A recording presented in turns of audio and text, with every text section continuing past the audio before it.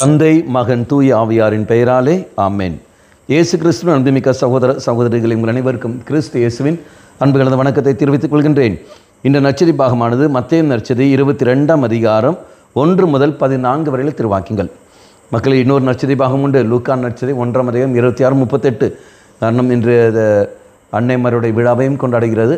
அப்போது 2 வாசங்களும் தரப்பட்டிருக்கின்றன. இப்போ நான் மத்தேயு நற்செய்தி நான் எடுத்துக்கின்றேன். 22ஆம் அதிகாரம் 1 முதல் 14 வரையில் திருவாக்கியங்கள். குறிப்பாக அதில் 9வது வாக்கியம், எனவே நீங்கள் போய் சாலை ஓரங்களில் காணும் எல்லோரையும் திருமண விருந்துக்கு அழைத்து வாருங்கள் என்றார். இதனுடைய பின்னணி நமக்கு எல்லோருக்கும் தெரியும். திருமண விருந்து உவமை. அப்போது அரசன் ஏற்பாடு செய்கின்றான், திருமண விருந்து ஏற்பாடு செய்கின்றார். எல்லாம் ஏற்பாடு செய்த பிறகு அழைப்பு பெற்றவர்களுக்கு அவர் கொடுக்கின்றார். ஆனால் அவர்கள் யாரும் ஒரு காரணங்கள் சொல்லி அவர் வருவதில்லை. பிறகு அரசன் செய்த காரியம் என்ன, பணியாளர் அனுப்புகின்றார். அவர்களும் விரட்டி கொன்று விடுகிறார்கள். பிறகு அரசன் வேறு ஒரு பணியாளர் அனுப்புகின்றார். அப்போ அவர் அந்த பணியாளனையும் கொன்று விடுகிறார்கள். பிறகு தான் அரசன் என்ன செய்கின்றார், இந்த வார்த்தை சாலை ஓரத்தில் காண்கிற எல்லோரையும் அவர் கூட்டிக் கொண்டு வந்து இந்த விருந்துக்கு தயார்படுத்துகின்றார். மக்களிடையே எப்படி நாம் அது புரிந்து கொள்ள முடியும்? நாம் பார்க்கின்றோம், நீங்கள் போய் சாலை ஓரங்களில் காணும் எல்லோரையும் திருமண விருந்துக்கு அழைத்து வாருங்கள்.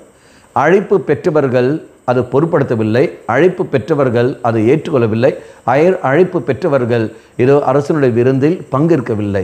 அரசன் அழைக்காமல் அல்ல, இவர்கள் வராமல் இருந்தார்கள், அவ்வளவுதான். இதே மாதிரித்தான் தெய்வம் உன்னையும் என்னையும் இந்த பலிப்பிடத்தில் திருமணத்துக்கு அழைக்கின்றார். இதன் வழியாக பல அவருடைய மகிழ்ச்சியில் பங்கு கொள்வதற்கும், அவருடைய சந்தோஷத்தில் பங்கு பெறுவதற்கும், அவருடைய கிருபையை தருவதற்கும். ஆனால் மக்கள் என்ன செய்கிறார்கள், அது பொருட்படுத்தாமல் போய்விடுகிறார்கள், ஏற்றுக்கொள்வதில்லை. என்ன திருப்பலி, என்ன விருந்து, அதெல்லாம் தேவையில்லைன்னு சொல்லிட்டு தான் போய்விடுகிறார்கள்.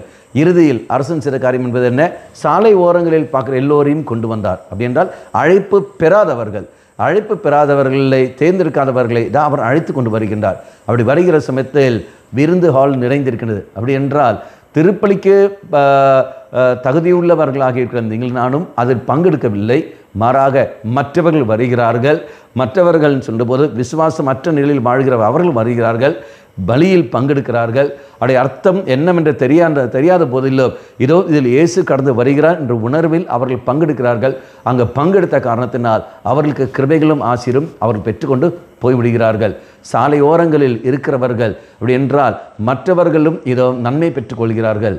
உரிமை உள்ள நீயும் நானும் அதை இழந்து விடுகின்றோம்.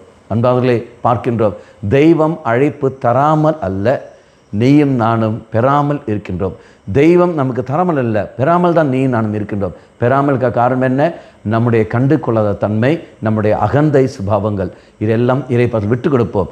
ஆண்டவரே, இதான் நீ என்னை அழைக்கிற என்றால் வெறும் கையோடு என்னை அனுப்ப மாட்டேன். உன் அருகில் வந்தவர்கள் அத்தனை நன்மையை பெற்றுக்கொண்டு தான் செல்வீர்கள். அதே போல நான் வருகின்றேன், பலிப்பிடத்தில் நான் என்னை ஒப்பு கொடுக்கின்றேன். அந்த விருந்தில் நான் பங்கு பெறுகிற சமயத்தில் நிச்சயமாக நான் என்ன எதிர்பார்க்கிறேனோ அது எனக்கு நீ தருவாய் என்ற நம்பிக்கையில் நான் வருகிறேன். நன்றி தேவன் சொல்லிக்கொண்டு, நன்றி உணர்வோடு ஓரோ விருந்திலும் ஓரோ திருப்பலிலும் பங்கெடுப்போம். அது நமக்கு சக்தியை தரும். கண்களை மூடிக்கொள்ளுங்கள். நல்வனாய தெய்வமே, இதோ நீர் எங்களை பெயர் சொல்லி அழைத்து கொண்டு இருக்கின்றீர். எங்களுடைய சூழலின் காரணமாக, அகந்தையின் காரணமாக, பாவத்தின் காரணமாக இதோ நாங்கள் அருகிலே வராமல் விழுந்து விடுகின்றோம்.